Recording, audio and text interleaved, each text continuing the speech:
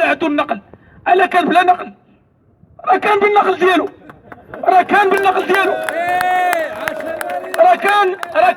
راه كان بالناس المناضلين ديالو اللي كيفيقوا مع 4 الصباح، راه كان بالمناضلين ديالو اللي كانوا كيديو الراجل المريض ويوصلوا للسبيطار، راه كانوا الناس كانوا تيجيبوا لهم الميت. حنا كنا كنديروا واحد السيرفيس كان بكري تيجيبوا لك لا مورك، تيجيبوا لك واحد ميت ويقول لك دير الفريكو.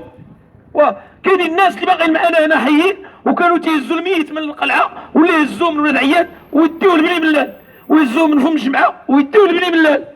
هنا اليوم تناشدوا جلاله الملك السلطه العاليه بالله، وتناشدوا كل غيور في هذه البلاد وكل واحد بضمير انه يتلفت في هذه العائلات اللي تيعيشوا من هذا الشيء فقط.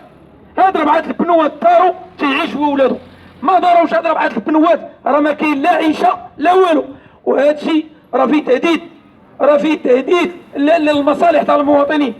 راه المواطن من تيكون مواطن صالح وتيكون مواطن عنده غيره على بلاده ووطني وتنبداو حنا نديروا له احتقان داخلي، وتيصيفطوا لنا بعض السلطويين باغيين يفتلوني الاربعاء مع سوق السبت، باغيين يفتنوا بني ملال مع ولاد عياد، باغيين يفتنوا ولاد عياد مع بالشعب، باغيين يخالطونا. حنا راه ما نتخالطوش لكم،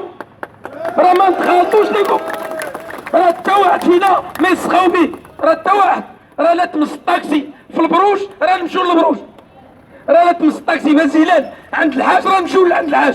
حنا راه وطنيين، حنا راه تنحبوا هذا القطاع ومنه تنعيشوا، وهذا القطاع راه هو المصدر الوحيد ديال الرزق ديالنا. الا بغيتي تجيبي فاسي وتعطيه كل شيء عطيه للفاسي، ولكن تحمل المسؤوليه ديالك.